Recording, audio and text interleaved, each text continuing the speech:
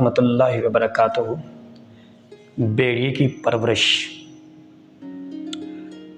एक दफ़ा एक बच्चा स्कूल से रोता हुआ आया और अपने वालिद साहब से शिकायत करने लगा कि मेरे स्कूल में मुझे एक लड़के ने बिला वजह मुझे मारा है।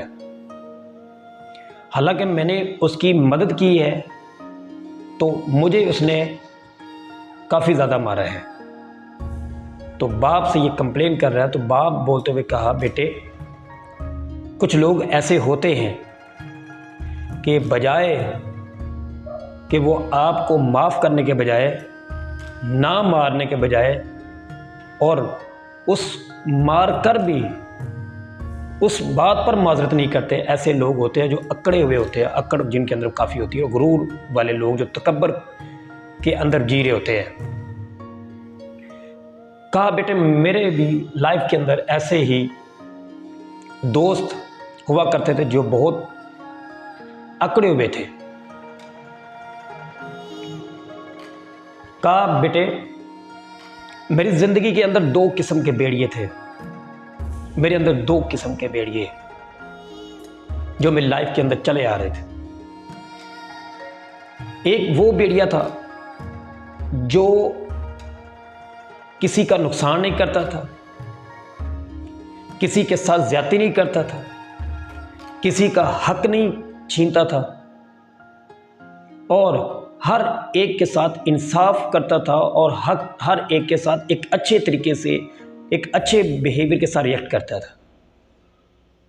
और फिर भी लोग उसे नुकसान देते थे, लोग उसे मारते थे, लोग उसको ही बुरा भला कहते थे और हर एक क्रिटिसाइज उसी को करता था और तनकीद का निशाना वही होता था जो अच्छा होता था।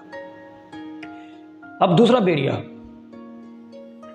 वो था जो हर एक को मारने का सोचता था और दूसरों के हक को छीनने की हर वक्त कोशिश में लगा रहता था और अपने अकड़ को, अपने तकब्बुर को आगे रखकर चला करता था। और वो ये चाहता था कि अगर ज़रा सी बात हो तो लड़ाई करना स्टार्ट कर दें, अगर थोड़ी सी भी बात निकले तो लड़ाई करनी चाहिए। हर एक से ऐसे ही बेफजूल लड़ता था, ऐसे ही कोई बात भी नहीं होती तो लड़ना स्टार्ट कर देता था। तो ये जो दोनों एक दूसरे के ऊपर हावी होने की कोशिश करते रहते थे, तो फिर बेटे ने अपने वालिद की बात को कंप्लीट करने के बाद सोचा, अब्बा जी फिर क्या हुआ?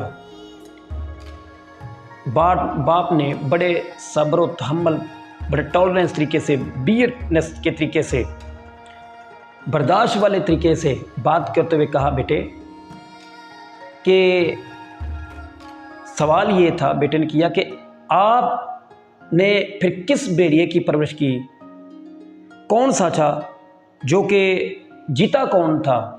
तो बाप ने बड़े अच्छे तरीके से, ये बुर्दबारी तरीके से जवाब देते हुए बेटे कहा कि बेटे वो जीता जो कि आप खुद हैं,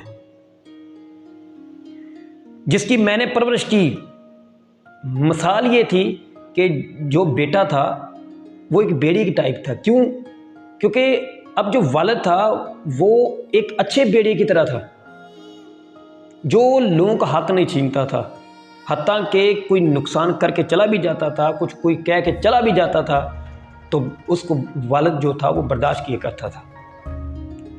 तो अब बेटा भी उसी टाइप का था। उस बंदे ने मारा भी और वो दोस्त इसको इंतकाम लेने की सोच रहा था इससे, वो जो लड़का था जिसने इसको मारा था।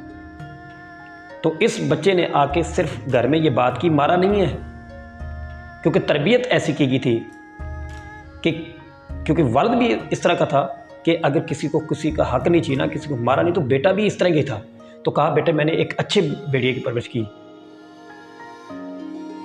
तो वो आप हैं कि मैंने आपकी अच्छी तरबियत की है, आपने इसको मारा नहीं है, उसको कुछ कहा नहीं है। तो हमें चाहिए कि हम इस तरह के भेड़ियों को ना पालें, ऐसे बेड़ियों की तरह के बच्चों की परवरिश ना करें कि हम यहाँ घर के अंदर बैठे हों, बाहर हमारा बच्चा पता नहीं क्या कर रहा हो, किसके साथ क्या क्या कर रहा हो, वो बेड़ी की तरह किसी को पंजे मार रहा हो, बेड़ी की तरह वो चीर फाड़ने के पर लगा हो, हर एक से वो उलझ रहा हो। ऐसे बच्चे नहीं होने चाहिए, ऐसी तरबियत नहीं होनी चाहिए। हमें चाहिए कि तरबियत अगर बच्चों को दें तो एक मुहज़्ज़बाना तरीके से उसको तालीम दें, माना रवी के अंदर बुर्दबारी सिखाएं, बर्दाश्त करना सिखाएं, अच्छी और बुरी बातों दोनों को क्या हो कि वो सीख करके अच्छी को कि कैसे यूज़ करना है, बुरी से बचने की उनको सिखाएं कि कैसे बचा जा सकता है, अगर कभी ऐसा हालात आ भी जाते हैं तो उनसे कैसे डील करना चाहिए। ये माँ बाप को सिखाना चाहिए बच्चे को, उन्हें बेड़िए नहीं बनाना, वुल्फ नहीं बनाना। जज़ाकल्लाह खैर। अस्सलामु अलैकुम व रहमतुल्लाहि व बरकातहू।